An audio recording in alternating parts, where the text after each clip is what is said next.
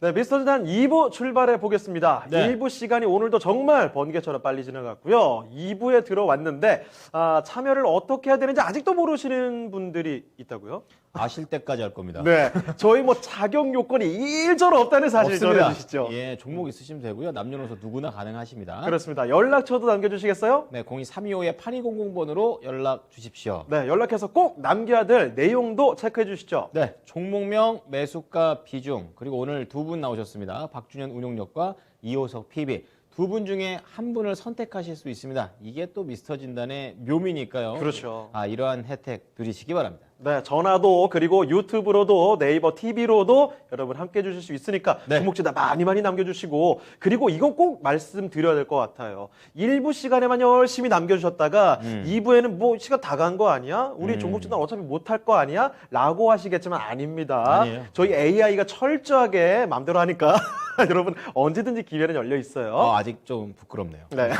그럼 적응이 아직 좀 안 되는 것 그러면 같아요. 빨리 지나치고 종목지나 들어가 볼게요. 네, 좀 더 뻔뻔해지도록 하겠습니다. 예. 그러면 2부의 첫 번째 종목입니다. 유튜브 통해서 목도리님께서 남겨주신 종목이 있어요. 자, 이 종목은 지금 카카오 갖고 계시네요. 카카오 매수 가격이요 8만 원입니다. 자, 비중은 40% 들고 계시네요. 자, 사연을 보내주셨는데 일단 좀 읽어보도록 하겠습니다. 카카오가 최근에 좀 상당히 피해를 많이 본 주가가 손실이 좀 많이 난 종목이죠. 네이버랑 같이 이제 플랫폼 기업들 약간 좀 타격을 받았죠. 그러니까요. 예. 자, 그런데 일단 8만 원에 매수를 하신 상황이고, 자, 안녕하세요. 지금이라도 팔아야 하는지 진단받고 싶네요. 아직은 수익 중인데, 뭐 워낙에 뭐 8만 원에 접근을 하셨으니까. 그렇죠. 자, 그런데 워낙에 많이 최근에 떨어져서 더 떨어질까봐 걱정입니다. 그러게요. 운용령님의 고견을 듣고 싶네요. 감사합니다.라고 해주셨어요. 자, 그러면 그 고견을 바로 들어봐야 되겠죠. 자, 박준현 운용력께 맡겨보도록 하겠습니다. 자, 운용력님, 카카오가 들어와 있습니다. 매수 가격이 8만 원이라 아직 수익 중이시긴 한데 워낙에 많이 떨어져서 걱정 많이 하실 것 같아요. 카카오 어떻게 보십니까?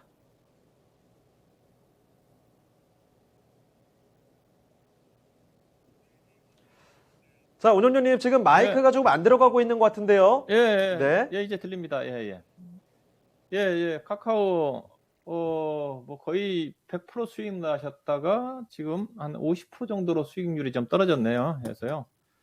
근데 뭐 카카오 16만 원 정도 갈 때에도 안 파신 분인데, 오히려 지금 악재 노출될 때는 또 사야 되는 가격 아니겠습니까? 그래서요. 뭐 카카오는 어차피 중장기적으로 성장을 합니다. 근데 최근에 이제 규제 리스크 때문에 이제 이미 영향을 좀 받은 거죠. 근데 이제 규제 리스크 자체가 분명히 이 회사의 중장기 또 사업 방향이라든가 실적에 미칠 수 있는 그런 또 부분이기 때문에 제동이 걸린 것만은 확실하죠.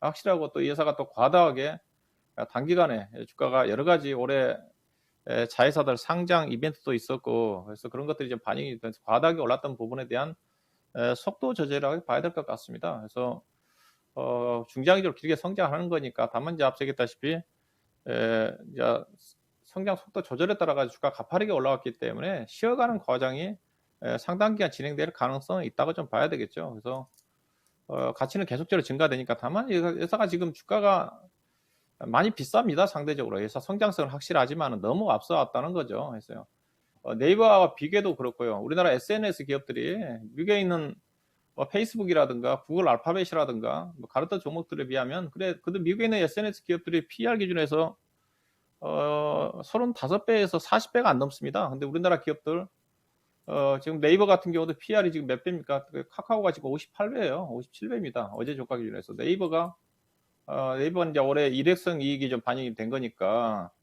감안하면 네이버도 40배거든요.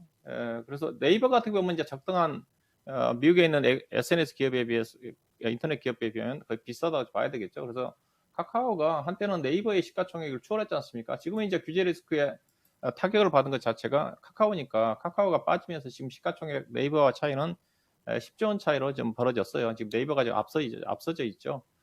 근데 네이버하고 이제 카카오가 비교해보면 물론 이제 카카오가 여러 가지 사업 플랫폼들이 좋기 때문에 성장할 수 있는 그런 부분들이 많죠. 근데 이제 많이 반영이 됐지 않습니까? 올해 뭐 카카오뱅크 상장이 좀 됐고 카카오 게임도 상장이 좀 됐고 아마 11월 달에 이제 카카오페이가 상장이 좀 될 건데 그러면 추가적으로 이제 큰 상장할 수 있는 카카오는 없어요. 저는 생각하기에는.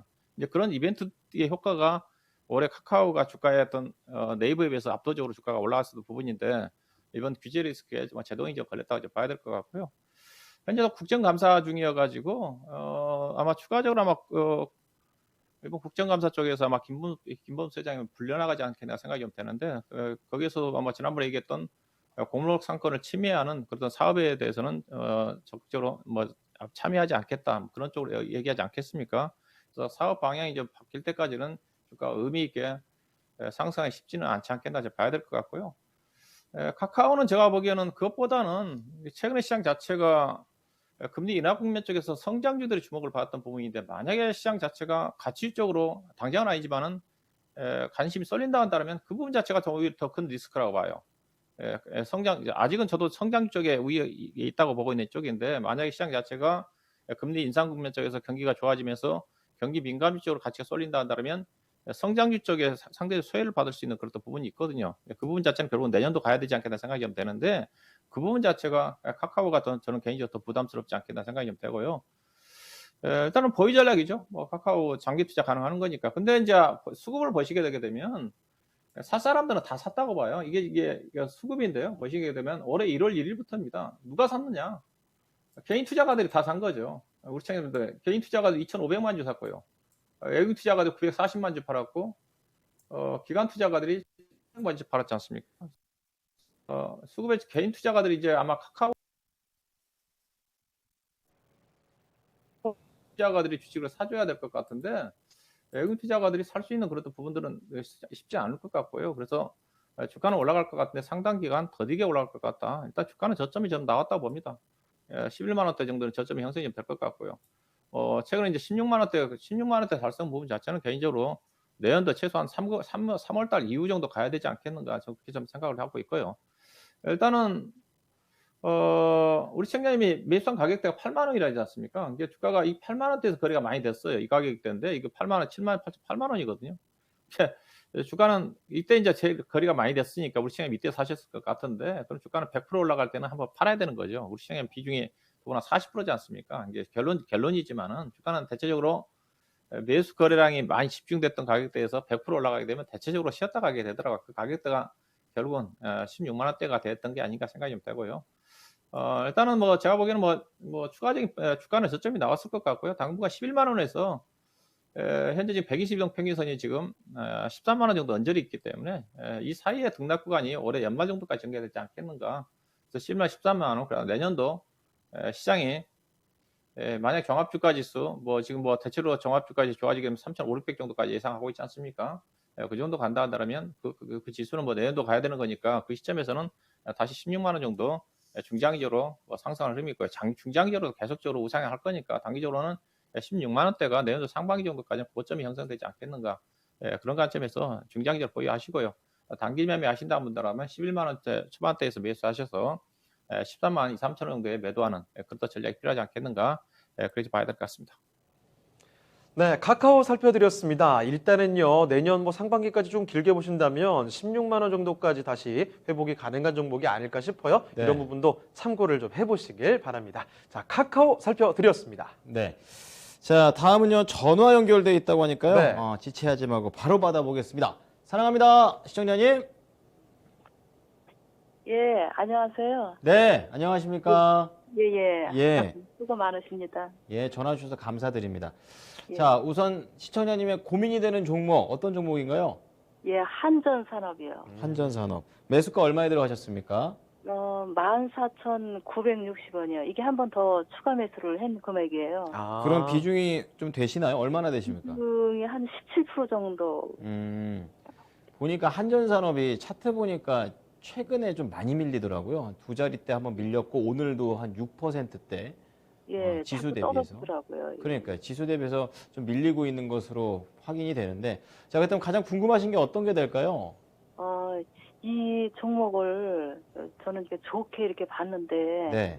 어떻게 제가 사고 나니까는 자꾸 떨어지는 것 같아서 이거를 계속 갖고 있어야 이게 원금 회복이 되는 건지 네. 아니면 어떻게 이거를 매도를 해야 되는 건지 알 수가 없으니까요. 그렇죠. 궁금해서 답답하죠. 전화드렸- 답답하고. 네. 그러니까 시청자님께서는 손절을 할 생각도 있으신 거예요? 그 계속 이게 자꾸 이렇게 떨어진다면은 손절을 할 수밖에 없다면 또 손절을 해야 되는데. 아니, 왜냐면은 이제 전화 받다 보면은 더 떨어질더라도 끝까지 들고 가시는 분들이 계셔가지고 좀 구체적인 좀 답변을 드리기에 앞서서 시청자님 마음을 좀 확인을 하고 있는 겁니다. 그럼 이게 언제쯤이라도 이게 그냥 올라올 수만 있다면은 네. 회복이 된다면은 언제까지라도 기다릴 생각도 있어요. 아, 알겠습니다. 양쪽으로 다 열려 있는 그런 상황이네요. 예, 자, 예. 예, 그렇다면 어떤 분께 진단 받고 싶으세요? 그 이호석님이신가요? 예, 알겠습니다. 신한금투자 이호석 PB입니다. 자, PB님 한전산업 제가 알기로 이거 원전 관련주로 알고 있는데 어떻게 됐든 이 종목의 방향성에 따라서 어떠한 결과도 받아들일 준비가 되어 있으신 것 같습니다. 어떻게 할까요? 네, 그 한전산업 같은 경우에는 원전 뭐 수처리 관련해서 뭐 설비라든지 유지 보수라든지 이런 거 하면서 이제 원전 관련주로 지금 연결이 되어 있는 상황이고요. 최근에 그 올해죠. 올 6월이죠. 6월에 이제 소형 모듈 원전 이야기 나오면서 원전 관련주주 랠리할 때 이제 주가가 많이 올랐었고, 최근에는 이제 9월 달 정도부터 다시 오르기 시작했었는데, 그 시점이 이제 9월 달에 그 홍준표 국민의힘 그 야권 후보로서 이제 지지율 1위 나오고, 그 다음에 원전에 관련된 정책 이야기가 나오면서 주가 올랐습니다. 그런데 이제 최근에 이제 아까 앞서서 건설 이야기하고 부동산 이야기하고 마찬가지인데요. 지금 이러한 대선을 앞두고 있으면서 탈원전 관련된 이슈들은 지속적으로 이제 탈원전 혹은 이제 원전을 한다든지 이런 거에 관련된 이슈들은 계속 있을 거고요. 그렇다면 이 종목 같은 경우에는 모멘텀이 아예 죽어 있는 종목은 아니다라고 말씀을 드리는 게 맞을 것 같아요. 그래서 이 기회만 있다라고 하면은 충분히 올라올 수 있는 종목이다. 이렇게 말씀드려야 될 것 같고요. 차트 보시면은 지금 매수하신 가격이 지금 이제 선을 그어놨거든요. 지금 이 가격대고요. 그 가격에서 약간 밀려 있는 모습 보여주고 있습니다. 9월 1일에 이제 주가 홍준표 후보라고 할게요. 홍준표 후보가 이제 발언한 가격까지 내려와 있는데, 지금 보시면은 매물이 초록색 막대기로 보시면 지금 가격대에 가장 사람들이 많이 물려 있다라고 할 수가 있거든요. 보통 이런 매물대 같은 경우에는 이렇게 결정이 되고 나면은 이 가격 안에서는 어느 정도 지지선 역할을 한다는 걸 보면, 지금 최근에 이제 한 이틀 정도 3일 정도 빠진 것이 조금 과했다라는 생각도 들고요.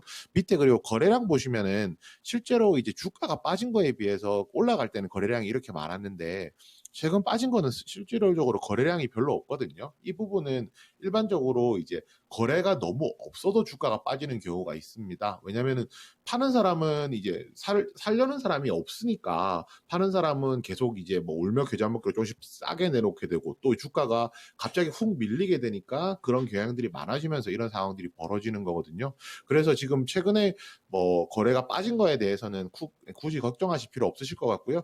가격 전략으로 말씀드리겠습니다. 지금 만약에 가격이 더 여기서 추가적으로 밀린다고 하면 한 11,000원까지는 추가적으로 하락이 가능할 것이라고 보거든요. 그렇다면은 이제 오히려 지금 보유하고 기다리셨다가 가격이 11,000원까지 내려온다면은 추가 매수하는 거 권유드리고요. 목표가는 이제 당연히 앞에 있었던 전고점까지는 가능합니다. 그래서 목표가 18,000원 잡으시고, 그 다음에 이제 추가 매수 하시게 되면 추가 매수 하신 부분에 대해서는 여기 보시면은 매물이 굉장히 많거든요. 그래서 추가 매수 하신 부분은 15,000원에 매도, 그 다음에 나머지 절반은 18,000원에 매도, 그렇게 이제 추천드리겠습니다. 네. 자, 시청자님 약간 구체적인 전략이 나왔습니다. 한전산업과 관련해서 추가 매수 전략을 사용하게 되면 11,000원대에서 사시고 그걸 가지고 15,000원대까지 가져가는 방법과 그리고 나머지 물량을 가지고 18,000원까지 더 가는 전략이 좀 단계적으로 있으니까요. 이 가격 전략 잘 참고해 보셔야 될 것 같습니다. 예.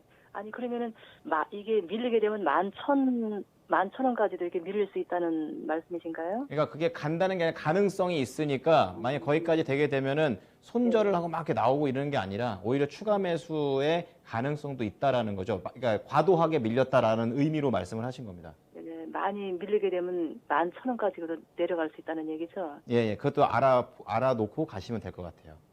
예, 알겠습니다. 네, 대응 잘하십시오. 네, 감사합니다. 수고하세요. 네, 사랑합니다. 시청자님. 네, 원전과 관련해서 한전산업 진단을 도와드렸습니다. 네.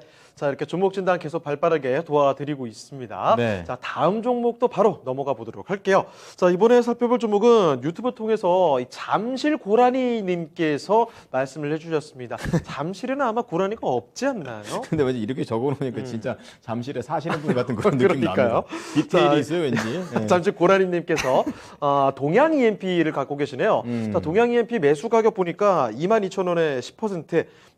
이 종목이요. 사실 최근 들어서 좀 급등이 나왔었던 종목이거든요. 네. 자, 주가가 최근에 지난 9월 달이죠. 고점이 27,400원까지 찍었습니다. 와, 높았네요. 급격하게 올라갔다가 그 뒤로는 좀 밀리는 모습. 현재는 21,300원인데 아마도 지금 높이 올라갔다가 좀 떨어졌을 때 접근하신 게 아닌가 이런 생각도 좀 들어요. 네. 자, 지금 잠실고라니님께서 말씀해 주신 건 무선 충전 모멘텀으로 사봤다 하시면서 계속 보유 가능한 종목인지 여쭤보셨습니다. 22,000원에 10%인 종목. 자, 지금부터 살펴보겠습니다. 자, 박준현 운용장님, 지금 살펴드리는 종목 동양 EMP입니다. 22,000원에 10%인데요. 무선 충전 모멘텀으로 사봤다고 하십니다. 자, 이 종목 괜찮습니까? 예, 본래 예산은 이제 삼성전자 유지에 이제 가전과 관련된 그 전원 그 변환 장치가 주 업종이었었죠. 근데 최근에 이제 삼성전자의 무선 충전과 관련된 쪽에 스마트폰 쪽에 제품을 납품해서인데 최근에 이제 얘기했다시피 주가가 올라간 이유 자체가 전기차 급속 충전과 관련된 사업에 진출한다, 재료를 가지고 있다. 그래서 주가가 최근에 9월달 들어 주가가 급등한 것으로 알고 있어요. 그래서 전기차 관련 쪽으로 움직임이 전개되고 있는 쪽인데 이쪽에 이제 전원 공급된 회사들이 대표적으로 이제 예산은 삼성이라고 그랬고 제가 이제 한때 관심을 가졌던 쪽이 이제 신성 65350인가요? 신성 델타테크. 예산은 이제 LG 쪽이죠. 예산도 아마 전원 공급차일 겁니다. 그래서 예산은 이제 LG 에너지 솔루션의 전기차 관련 부품사 진출과 때문에 주가가 급등을 했고, 삼성 전자 쪽에 이제 주력 제품을 공급하고 있는 동양 EMP는 무선 충전과 관련된 전기차 관련된 재료가 최근에 좀 시작된 것 같습니다. 뭐 관련 업체 전원 공급 장치니까 전원 변환 공급 장치니까 충분히 관련이 있다고 좀 봐야 되겠죠. 충전이라든가 충분히 기술력은 있다고 좀 봐요. 근데 다만 이제 당장 이게 전기차 시장의 형성이 좀 되면서 무슨 충전 시스템이니까 실적에는 좀 2년, 3년 정도 지나야 되겠죠. 무슨 충전과 관련된 설치가 증가돼야지. 근데 그 부분 자체가 제가 보기에는 얼마만큼 사업에 진출한다고 그래가지고 돈이 될지는 모르겠어요. 근데 앞서 신성 델타테크 같은 경우는 헝가리 쪽에 LG전자에 관련 부품 쪽에 진출하면서 실적이 대폭적으로 좋아지면서 당장 실적이 좋아지거든요. 그래서 무선 충전과 관련된 부분 자체는 2년, 3년 이후에 실적이 좋아질 수 있는 부분이기 때문에 좀 확인해 볼 필요가 있지 않겠나 생각이 좀 되고요. 그 다음에 회사가 주 사업 자체, 현재 사업하는 자체도 뭐 괜찮아요. 실적 자체가. 회사가 뭐 부채가 없는 회사다 보니까 작년도로 보니까 이익이 엄청나게 났는데, 근데 작년도에 영업이 400억 났거든요. 근데 현재 지금 상반기 때 영업이익이 아마 120억대 정도 되는 거니까 3분기, 4분기 작년도에 보니까 3분기 때 이익이 많이 나는데 대체적으로 보면 회사가 막 3분기 때 약간 성수인 것 같아요. 대충 추정을 해보면 영업이익 한 300억 정도에 단기 수익 아마 250, 300억 나올 것 같거든요. 그러면 현재 주가 예상 시가총액이 1,600억이니까 주가는 뭐 비싸지가 않죠. 주당 EPS 대충 뭐 계산해 보면 거의 올해 200억 이상 이익이 나니까 주당 EPS가 2,400원 나올 것 같거든요. PER 기준에서 8배 미만이니까 현재 주가 수준은 충분히 기본적 부서상으로 나쁘지가 않다. 그래서 주가는 또 재료가 있기 때문에 하방이 좀 비지가 될 것 같고요. 그래서 약간 손실인데 일단 여기 지지가 될 것 같습니다. 이게 중요한 부분인데요. 이 가격대가 보니까 21,000원대 정도, 28,000원, 1,000원대거든요. 여기를 돌파하면서 27,000원대까지 가는 가격이기 때문에 예상 재무내도 탄탄하게 사기 때문에 여기는 충분히 지지가 좀 되지 않겠는가 해서, 다만 이 가격대는 앞서 얘기했다시피 무슨 전기차 관련된 충전 시스템 자체가 아직은 테마거든요. 실적이 뒤따라진 것 자체는 최소한 2년, 3년 전기차가 충분히 어느 시장에 나오면서 충전소가 갖춰져야 되는 거니까, 그래서 좀 시간이 좀 필요하지 않겠는가. 그래서 지금은 테마성을 염두에 두시고, 트레이딩 매매를 적극적으로 할 필요가 있지 않겠는가. 아마 24,000원대까지는 다시 리바운드는 나올 것 같습니다. 이 가격대 지금 매물층이 많이 집중되어 있잖아요. 지금 23,800, 24,000원대 정도. 그래서 21,000원대 정도만 이탈되지 않으면 이탈된다 그래가지고 회사 뭐 재무내용 자체가 탄탄하니까 굳이 무리하게 손절을 할 필요는 없다고 봐요. 비중이 보니까 10%네요.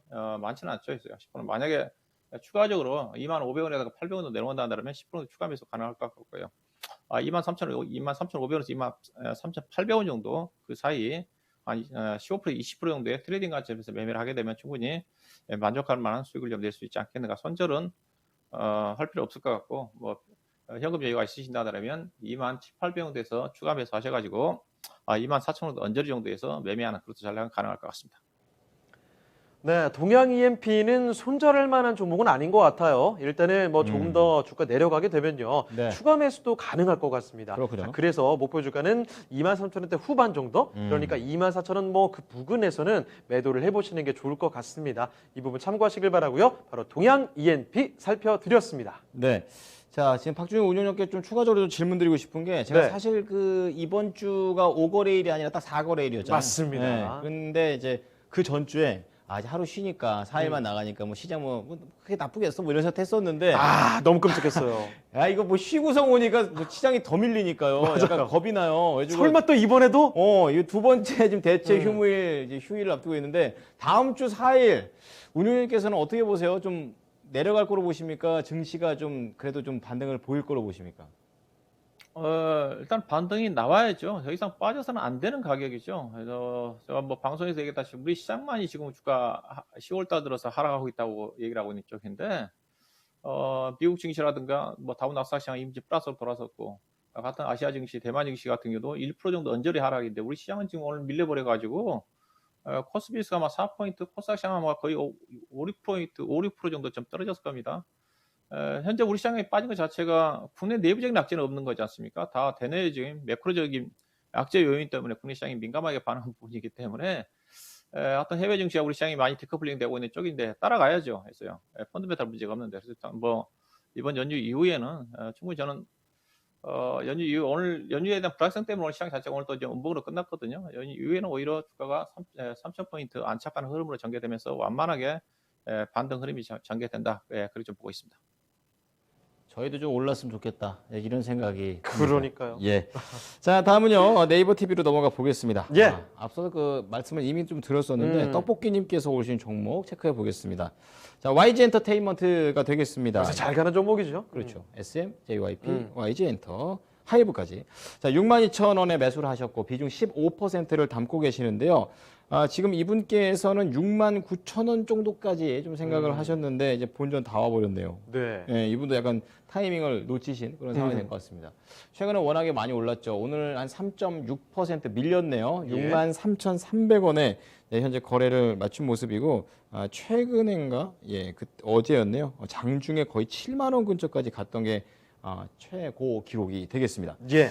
자, 그렇다면 YG 엔터들에 대한 그 전체적인 전망과 관련 종목들 진단을 받아보죠. 네. 자, 피비님 YG 엔터 진단 도와주십시오.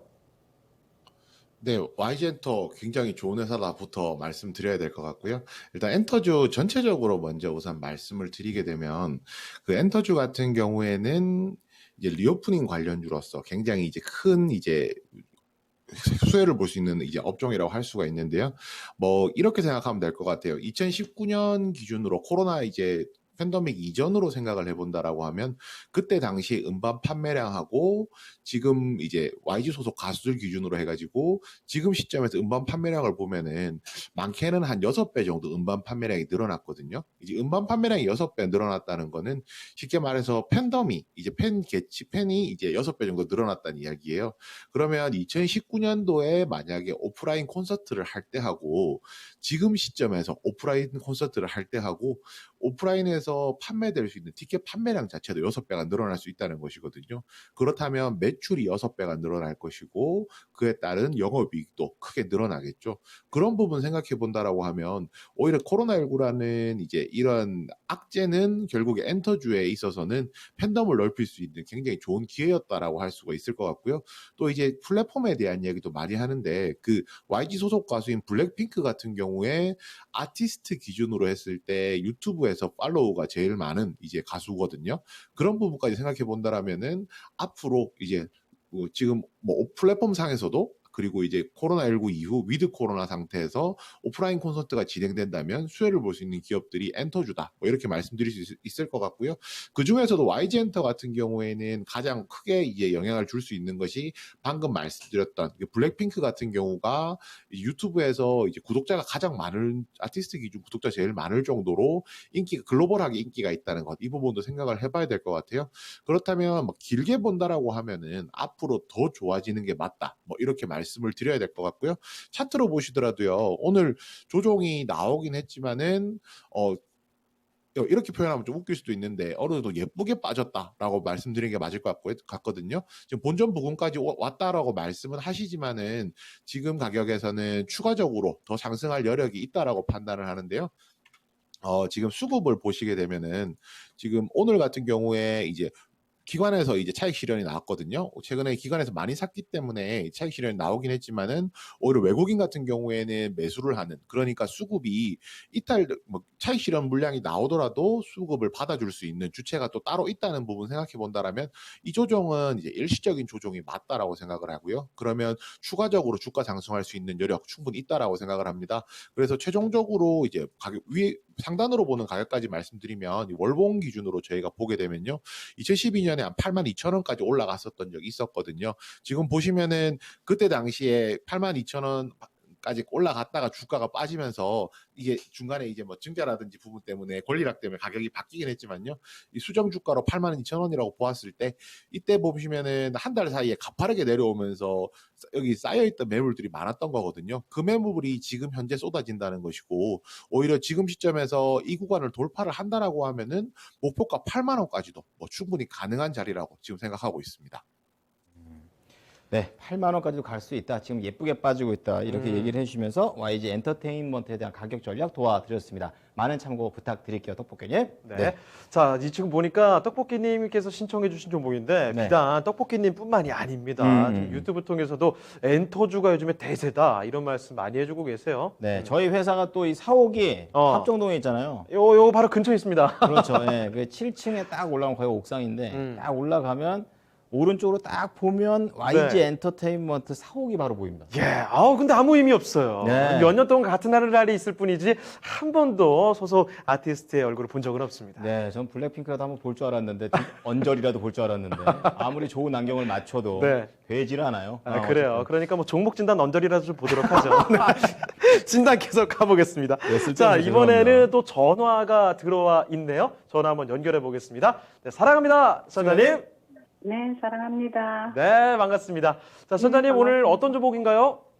네, DY 파워에 DY 파워. 네, 네, 매수가와 비중 알려주세요. 17,000원에 20%인데. 17,000원에 20%요. 네, 예, 17,000원에 20%. 자, 이 DY 파워 사실 그 지난 올해 4월까지만 해도 21,000원대까지 가면서 정말 주가 흐름 상당히 좋았습니다. 네. 그런 종목이었는데 그 이후로는 계속 좀 밀려 내려오네요. 현재까지 네, 좀 지금 내려오면서 이거를 어떻게 해야 될지 몰랐어요. 예, 17,000원에 매수하셨고 현재는 13,000원까지 내려와 있습니다. 자, 이렇게 많이 내려왔으면 이제 더 설마 내려갈까? 여기서 손절을 해야 될까? 아니면 추가 매수를 오히려 해야 되는 건가? 여러 가지 경우의 수들이 좀 떠오르실 것 같아요. 그렇죠. 네, 맞습니다. 네, 그러면 저희가 어떤 전략을 펼쳐가는 게 좋을지 살펴보도록 할게요. 네, 예, 어떤 전문가와 함께 할까요? 네, 박순현 전문가님. 알겠습니다. 자, 운영령님, DY 파워를 들고 계십니다. 이 종목이 정말 잘 가다가 계속 지금은 좀 내려오는 모습이네요. 자, DY 파워 어떤 전략으로 가져가야 되겠습니까? 예, 아마 저도 이 종목 많이 주목했던 주식이라 아마 우리 청자님이 제 의견을 듣고 사신 게 아닌가 좀 약간 책임감도 느끼는데요. 주가 많이 빠졌죠.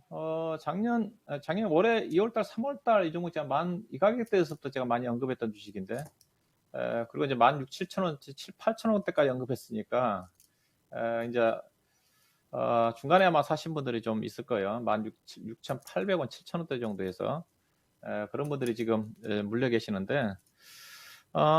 이 회사가 이제 뭐 굴삭기 쪽이고 요즘 이제 모멘텀 자체가 안 좋죠. 이 회사 이제 굴삭기라고 하게 되면 이제 중국 경기에 민감하게 반응하니까 특히 이제 중국의 굴삭기 판매량 자체가 이제 3월달에 정점 찍고 하향 곡선을 거이다 보니까 그런 것들이 영향을 받으면서 현대건설기기를 중심으로 해가지고 주가들이 많이 빠졌죠. 현대건설기계도 거의 7만 원대에서 지금 한 3만 8천 원까지 빠졌으니까 일단은 펀드멘탈 측면에서 전혀 문제가 없죠. 그래서 예산 지금 현재 상반기까지 영업이익이 280억입니다. 작년 1년 영업이익 250억이니까 달성을 한 상태고 또 예산은 이제 굴삭기 부품종의 유압 실린더 쪽인데 유압 실린더 자체가 예산 이제 글로벌 국내 현대건설기라든가 두산인프라코 현대 인프라코로 이제 바뀌었지만은 국내뿐만 아니라 미국에 있는 캐터필라들, 일본에 있는 주요 걸삭기 회사를 중심, 중국도 마찬가지고 매출자가 좀 다변화되어 있습니다. 그렇기 때문에 상대적 실적 자체는 안정적이고요. 굴삭기 방이 안 좋다 한다고 해서 한 차례도 적자를 내본 적이 없을 정도로 기업 내용 자체는 탄탄해요. 그래서 이제 유압 실린더 중에서 이제 중대형 쪽이니까 중대형 쪽에 이제 광산 개발에 또 많이 집중돼 있거든요. 그래서 중국의 굴삭기 시장 자체는 정점 좀 찍었지만은 최근에 이제 원자재 가격이 좀 올라가게 된다 그러면 광산 개발과 관련된 굴삭기 수요가 증가가 좀 될 거고 그다음에 중국은 고점 찍었지만은 굴삭기 시장 자체는 지금 신흥국 인도라든가 그다음에 선진국 북미 시장, 유럽 시장 쪽에서는 오히려 수요가 더 훨씬 좋아지고 있는 쪽이거든요. 그래서 중국 시장 부진 부분 자체를 신흥국이라든가 선진국 시장 쪽에서 만회를 하고 있다. 그래서 현대건설기계 같은 경우 중국 시장의 부진에도 불구하고 2분기 때 최저 실적이 났지 않습니까? 회사도 이제 현대건설기계와 기계 쪽 유압 실린더를 공급하고 있는 회사이기 때문에 그래서 뭐 요즘 시장 자체가 지금 철강업 정도 마찬가지고 화학 정도 마찬가지고 실적 피크아웃 이슈가 제공이 되게 되면 시장에서 전혀 힘을 못 쓰거든요. 좀 모멘텀이 필요할 것 같습니다. 자, 그러면 굴삭기 종목도 모멘텀 뭐냐? 당장 앞서 얘기했다시피 이제 원자재 가격이 구리 가격이 현재 지금 9,300불 정도까지 올라가고 있네요. 먼저 경기가 좀 좋아진다면 원자재 가격이 올라갈 거고 그러면 광산 개발 수요가 증가되면서 증가될 거고 또 단기적으로는 미국의 인프라 투자가 지금 아마 10월 말 정도에 아마 타협을 계속 미뤄지고 있는데 타협할 가능성이 크죠. 그다음에 이제 중국 같은 경우는 지금 경기가 안 좋으니까 최근 들어서 경기 부양책이 다시 나오고 있지 않습니까? 이제 이런 것들이 이제 하나의 모멘텀을 봐야 될 것 같아요. 시장 자체가 실적보다는 이슈 모멘텀이 좀 중요하니까 그러면 이제 주가가 좀 빠르게 올라갈 것 같은데 이제 그런 그 부분은 기대요인이라 봐야 될 것 같고요. 또 굴삭기 시장 자체는 결국 이제 중개 굴삭기 수요 자체가 상반기에 집중이 되니까 2월달, 3월달에 모멘텀이 좀 부각된다 좀 봐야 되겠죠. 그래서 조금 이제 주가 자체는 뭐 저점이라 좀 봐야 될 것 같고요. 예산은 뭐 부채도 없는 회사입니다. 무차입형 회사고 비채율이 뭐 40%밖에 안 되는 회사니까 그리고 꾸준히 배당도 하는 회사이기 때문에 전혀 문제는 없는 회사고요. 올해 뭐 사상 최대 일정인데 PER 기준에 지금 4배 되는 수준이에요. 아마 기계업종 중에서 PER 기준에서 4배 되는 회사는 아마 이 회사밖에 없을 겁니다. 굴삭기 부품 회사는 지금 딱 2개 진성 TC가 있는데 진성 TC는 지금 12배거든요. 주가가 많이 싸다고 보시면 될 것 같아요. 그래서 어렵지만은 뭐 비중이 본인의 비중이 20%네요. 뭐 주가는 뭐 빠질 부분 없습니다. 앞서 얘기했다시피 현재 가격대 13,000원대가 올해 제가 2월달 3월달에 많이 추천했던 가격대예요. 그러고 난 다음에 이제 21,000원대까지 움직였던 가격대. 이때 이제 2분기 실적이 좋게 나오면서 상승했던 부분인데 이게 굴삭기 종목들은 대체로 보시다시피 2월달, 3월달에 주가 움직임이 전개됩니다. 그래서 내년도 2월달, 3월달 가게 되면 최소한 이 종목은 18,000원 이상까지 올라간다 보시면 될 것 같아요. 단기적으로는 기술적 반등인데요. 현대건설기계도 지금 저점이 좀 나온 것 같거든요. 그래서 이 종목은 아마 15,800원에서 16,000원 정도까지 최근에 이제 헝다그룹 이슈가 부각이 좀 되면서 중국 경기가 우리감 때문에 빠진 거니까 헝다그룹 이슈와 관련된 부분 자체는 다 반영이 됐으니까 16,000원 정도까지는 빠르게 좀 반등 나올 수 있는 부분이 있기 때문에 현금 여력이 있으시면 30% 정도까지 현재 12,800원, 13,000원 언저리 정도 추가 매수하셔서 매수 단가를 조금 낮춰서 16,000원 언저리 정도에서 대응하시면 되지 않겠는가 그렇게 말씀드리도록 하겠습니다. 자, 이렇게 DY 파워 좀 살펴드렸습니다. 네. 이 종목 지금 네. 매수 단가를 조금 낮춰 놓으시고 16,000원 네. 정도까지 생각해 보시면 어떨까? 이런 네. 말씀 주셨네요. 답변 되셨나요? 네. 네, 잘 네. 알겠습니다. 알겠습니다. 감사합니다. 힘내시고 다음에 또 전화 주세요. 네. 네, 사랑합니다. 시청자님.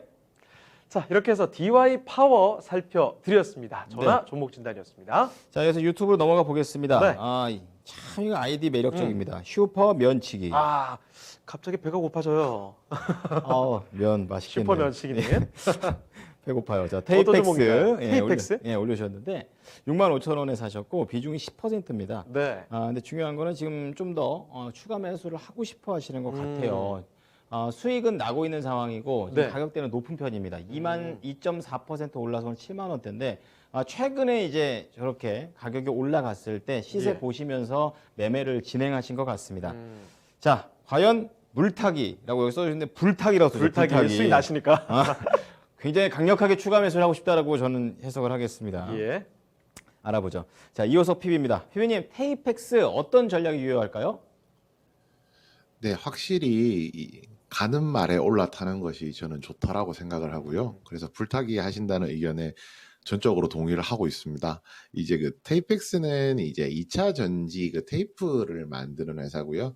뭐 아시다시피 그 2차 전지라는 것이 지금 수요가 계속 많이 늘어나고 있기 때문에 뭐 대표적으로는 뭐 2차 전지 양극재를 만들고 있는 그 뭐 에코프로라든지 LNF 같은 종목들, 응극재를 실리콘계 응극재 만들고 있는 대주전자재료라든지 이제 결국 2차 전지와 관련된 소재는 아니겠지만은 그와 관련된 이제 부품주로서 이제 그 테이펙스 같은 경우에 테이프를 만들고 있고요. 이에 따른 매출도 당연히 양극재, 응극재가 늘어난다는 것은 관련된 소모품들도 계속 다 필요하다는 거거든요. 그렇다면 이제 2차 전지 방향 자체는 꾸준하게 올라갈 수 있는 테이펙스 같은 경우 꾸준하게 올라갈 수 있는 방향을 잡았다라고 보는 게 맞을 것 같고요. 지금 보시면은 가격대로 보시면 제가 표시를 해드리자면 지금 충분히 빠져 있죠. 이 가격 안에서 지금 현재 가격부터 고점까지 하면은 거의 박스권 만들면서 움직이고 있다라고 봐도 무방할 것 같은데요. 이 말인 즉슨 추가 매수를 하시기에도 지금이 적절한 시점이라는 겁니다. 그리고 제가 아까 말씀 들어보니까 비중이 10%밖에 되지 않는다고 하셔서요. 그렇게 되면은 여기서 10% 정도 비중 늘려서 20%로 가져가시는 것도 비중 자체가 그렇게 크지는 않거든요. 해서 지금 구간에서 충분히 매수하시는 것도 괜찮은 전략이라고 생각을 하고요. 여기서 뭐 추가적으로 하나 첨언해서 말씀을 드린다면 테이펙스도 물론 좋지만 그래도 상대적으로 이제 2차 전지 어느 정도 조금 더 핵심이라고 할 수 있는 뭐 양극재나 혹은 응극재 같은 소재주도 한번 관심 가져보시는 것도 같이 이제 추천드리겠습니다. 네, 자 테이펙스에 대해서 전반적인 내용을 좀 말씀드렸었는데요. 아무래도 가는 말이 더 간다 쪽에 포인트를 잡고 항상 그 아침에 그 업앤다운에서도 나오셨을 때 얘기를 하시기 때문에 테이펙스도 같은 맥락에서 이해해 보시면 되겠습니다. 자, 유튜브 종목 테이펙스 진단을 도와드렸습니다. 네, 바로 또 다음 종목으로 가보도록 하겠습니다. 자, 이번에는 증권을 통해서 들어온 종목이 있거든요. 네. 자, 한국조선해양이 들어와 있습니다. 한국조선해양 매수 가격부터 확인해 볼게요. 자, 한국조선해양의 매수 가격 12만 원입니다. 비중은 10% 가지고 계신데 이런 말씀 해주셨죠. 지금 주가도 보시면 아시겠지만 93,800원까지 계속 좀 주춤합니다. 우울하네요. 네, 이런 가운데서 지금 보내주신 분이 네. 어떻게 해야 하나요? 현금이 더는 없다라고 하셨거든요. 보통은 추가 매수를 할까 말까요? 이런 질문이신데 네. 현금이 없다고 하시는 거는 참 드문 일이죠. 그러니까 나머지 90%는 딴 종목에 들어가 있다는 얘기죠, 네. 이미. 그러니까 그만큼 지금 전략 잡기가 상당히 난감한 상황이다라는 점. 네. 자, 그래서 한국조선해양 어떻게 대처를 하면 좋을까 알아보겠습니다. 자, 이 난관에 극복하는 방법 박준현 운용력께 여쭤보도록 하죠.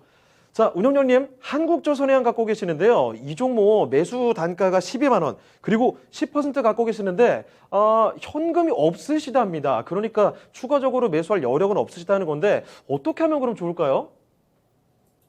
네, 뭐 안타깝죠. 했어요. 이 종목 산 것도 안타깝지만 또 현금도 없다 그러니까.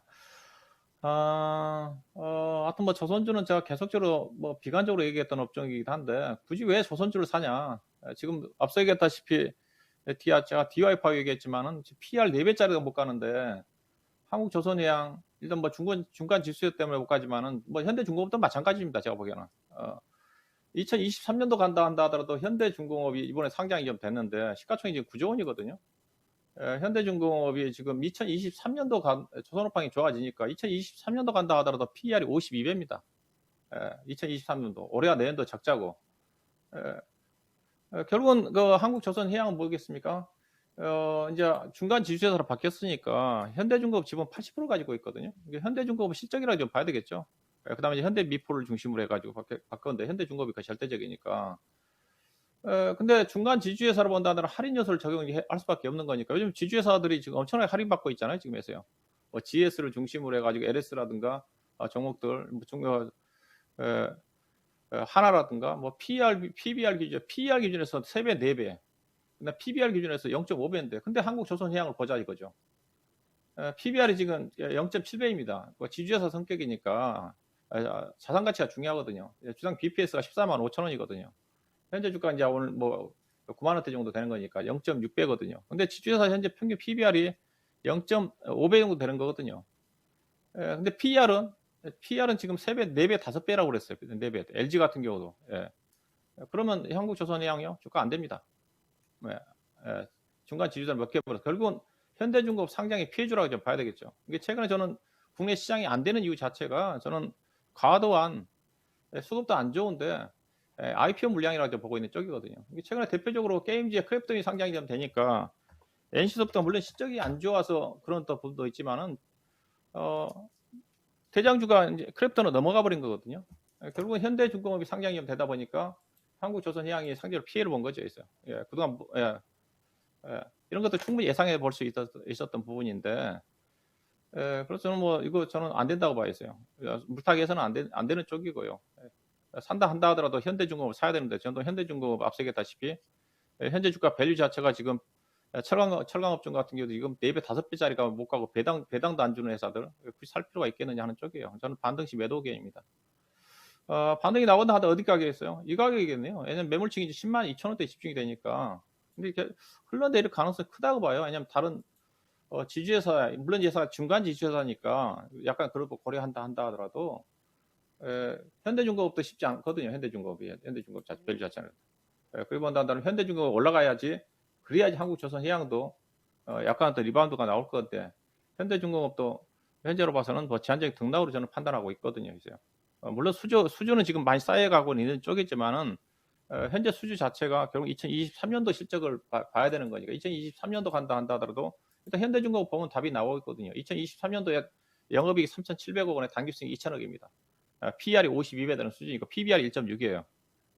그러면 현대중공업도 저는 개인적으로 제한적인 상승이에요. 그렇게 본다 한다면 한국조선해양도 반등이 제한적이다. 그래서 물타기는 하지 마시고 저는 좀 12만 원 더 사셨으면 약 20%가 넘어간 수준인데, 요즘 뭐 일부 실제 괜찮은 주식도 15% 20% 빠진 것들 많아요. 그래서 10만 원 정도 올라오면 손절하셔가지고 다른 쪽으로 교체하는 게 좀 낫지 않겠는가, 그렇게 말씀 좀 드려야 될 것 같습니다. 네, 한국조선해양 살펴드렸습니다. 네. 일단 뭐 현금이 더 없으시기 때문에 대응하기가 참 쉽지가 않을 것 같은데, 그쵸. 조금 더 올라오게 되면은 일단 다른 종목 쪽으로 교체까지도 생각해 보시면 좋을 것 같아요. 자, 이런 다양한 가능성 열어놓으시길 바랍니다. 자, 한국조선해양 살펴드렸습니다. 네, 자 이번에는 유튜브로 넘어가서 스카이님께서 올려주신 종목 체크해 보겠는데요. 네. 종목이 인팩입니다. 음. 자동차 배터리의 이런 이 껍데기라고 하나요? 하우징이라는 단어 쓰던데. 예. 네, 관련된 이슈가 있었던 그런 종목이 되겠고요. 최근에 좀 갑자기 급등하는 모습 있었더라고요. 네, 그 루시드사하고도 연결이 되더라고요. 읽어보니까 18,400원에 매수를 하셨습니다. 네, 그리고 비중은 10%를 담고 계시는데, 인팩은 어제 오늘 그러니까 3일 전에 떨어졌던 게 한 6%, 7% 빠졌었는데, 이 부분을 오늘 약간 메꾸는 흐름이 어제 오늘 이틀째 나오고 있습니다. 네. 한번 크게 한번 올라갔다가 조정받고 다시 최근에 상승하는 그런 그림을 그려주고 있는데요. 예. 인팩에 대한 향후 전망 알아보겠습니다. 자, 이호석 PB님, 우선 인팩입니다. 앞으로 어떻게 보십니까? 네, 방금 말씀해 주신 대로 임팩 같은 경우에는 이제 배터리 팩이죠. 그 배터리를 들어가는 그것을 사출하는 사업을 하고 있고요. 이 회사 같은 경우에는 그래서 최근 올 초만 하더라도 현대차 이제 EGMP라고 하는 그 전기차 플랫폼하고 연관되어서 주가가 올라오기도 했었고요. 그리고 약간 특이한 것이 6월 달에는 또 윤석열 관련주로 주가 움직이기도 했었거든요. 근데 오늘 같은 경우에는 최근에 있는 모멘텀인 전기차 관련된 모멘텀만 말씀을 드리겠습니다. 또 이제 루시드 모터스라고 하는 테슬라의 뭐 가장 큰 대항마라고 이야기하는데, 지금 그 회사와도 지금 연관이 되어 있다. 지금 전장 공급 계약을 맺었다고 하거든요. 그래서 그것 때문에 주가가 조금 많이 올랐었고요. 지금 그런 부분 생각해 본다라고 하면은 이 루시드에서 루시드에어라는 차가, 그리고 루시드 모터스에서 만드는 차가 뭐 그래, 이 상표를 말해도 되나요? 저기 그 자동차계로 치면은 벤츠다, 전기차계의 벤츠다 이렇게 하면서 기대감이 굉장히 큰 회사 중에 하나라고 지금 이야기를 하고 있습니다. 그래서 이제 그렇게 본다라고 하면은 앞으로 추가적인 상승 여력 충분히 있다라고 보는 게 맞을 것 같고요. 보시면은 오늘 다른 것보다도 9월 30일에 이제 루시드 모터스랑 전장 계약 이야기 나오면서 거래량이 이만큼 터졌었고요. 오히려 그 다음 날 빠질 때부터는 실질적으로 거래량 자체는 거의 나오지 않았거든요. 거래가 없이 가격만 빠졌기 때문에 오히려 이제 이날 9월 30일 날 상승분에 대해서 차익 실현이 거의 안 나왔다는 걸 알 수 있습니다. 그렇다면 여기 매물이 남아 있는 상황이라고 하면은 당연히 주가는 차익 실현을 위해서 더 위쪽으로 올라가야겠죠. 그래서 단기적으로 본다면은 한 2만 원 정도까지도 한번 노려볼 만하고요. 만약에 지금 비중의 10% 정도 가지고 계시니까 지금 여기서 주가가 조정을 받는다라면 13,000원까지 내려올 수 있거든요. 오히려 13,000원까지 내려온다면은 나머지 10%도 추가 매수하시는 것까지 이제 전략에 포함시켜 드리겠습니다. 네. 자, 스카이님께서 올려주신 인팩이라는 종목입니다. 단기 2만 원, 그리고 13,000원 선에서는 추가 매수 가능하다 이렇게 얘기했으니까요. 가격 전략 잘 참고해 주시기 바랍니다. 인팩이었습니다. 네. 자, 그리고 이어서 PB 지금 뭐 말씀해 주신 김에 지금 2부 끝날 때가 벌써 다 되거든요. 아, 맞다. 요거 예. 답변 잠깐만 심플하게 좀 들어볼게요. 저희 앞서서 오프닝 때 다음 주 증시 방향성 어떻게 생각하시냐 그런 질문 드렸을 때 그랬죠. 실적과 배당 요 말씀하셨는데 그 얘기 해주신 이유 잠깐만 들어보도록 하죠. 네, 그 증시 그 장의 흐름 자체를 다음 주에 맞추는 것은 충분히 빠졌으니까 올라갈 것이다라고 말씀을 드릴 수는 있지만 방향을 잡는 것은 조금 힘들 것 같습니다. 아무래도 개별 종목이 그렇다면 더 많이 움직이게 될 텐데요. 개별 종목이 움직일 수 있는 근거가 이제 3분기 실적 시즌이 시작되었기 때문에 실적이 잘 나오는 종목들 그리고 이제 실적 예상치보다도 어닝 서프라이즈 나올 종목들에 대해서 조금 집중해보자라는 뜻에서 그렇게 말씀을 드렸고요. 그리고 또 4분기 같은 경우에는 전통적으로 이제 배당을 많이 주게 되는 고배당주들이 시장에서 관심을 받게 되기 때문에 지금 10월 달이면은 11월, 12월 이제 올해 연말까지 석 달도 채 안 남은 셈이거든요. 그래서 이제 3분기에 실적이 잘 나올 종목들 그리고 4분기에 배당이 많이 나올 종목들에 대해서 조금 더 주목해보자 이런 뜻에서 말씀드린 겁니다. 알겠습니다. 당장 그러니까 다음 주 증시가 어떻게 움직일 거야 이렇게 좀 좋게 생각할 게 아니라 이제 3분기 어닝 시즌 그러니까 실적들이 기업들을 내놓을 테니까 요 실적이 뒷받침될 만한 종목들 그리고 4분기 배당까지 노려볼 만한 종목들 체크해보면 좋겠다라는 점 여러분도 같이 넣어주시길 바랍니다. 고기 잡는 법을 알려주시네요. 그러니까요. 예, 좋습니다. 자, 이어서 종목을 연결해 보도록 하겠습니다. 예. 게시판에서 수익캔들님께서 올려주신 종목인데요. 닉네임 좋네요. 예, 좋습니다. 포스코 매수가는 35만 4천 원, 비중은 30%. 적지 않죠. 예. 올해 목표가 38만 원 생각을 하고 있는데 저게 누구 계시네요? 그러니까 지금 6만 원이 더 가야 된다는 거죠. 예. 갈 수 있을까요? 이렇게 말씀하십니다. 오늘 강보합의 움직임을 보여줬고요. 거의 뭐 지수 흐름대로 움직였다고 보시면 될 것 같아요. 최근에 좀 속구치나 싶었는데 그대로 다 되돌렸습니다. 그러게요. 그래서 지금 오히려 좋게 본다면은 담아도 되나 약간 이런 생각도 들 것 같아요. 네. 그래서 포스코에 대한 향후 전략 알아보겠습니다. 자, 박준현 운영령님, 포스코 어떻게 보십니까? 예, 뭐 좀 안타까운 주식이죠. 뭐 지금 포스코가 지금 3분기 때 지금 영업이 가이던스가 거의 3조 원이거든요. 이 회사가 작년 1년 동안 영업이익이 3조 원이 안 넘었습니다. 근데 3분기에만 3조 원을 지금 실적을 예상을 하거든요. 예, 작년도 2조 4천억인데 지금 가이던스 2조 5천억이고 2분기 때 2조 2천억 났는데 3분기에 3조 원 난다는 거죠. 제가 이제 앞서 조선주를 왜 사냐 얘기했던 것 자체가 실적이 좋은 이유가 조선회사가 실적이 2분기 때 적자난 이유 자체가 조선용 후판 가격 인상이지 않습니까? 그러면 후판 가격 인상으로 수혜를 받은 쪽은 철강주거든요. 철강을 사야 되는 거지.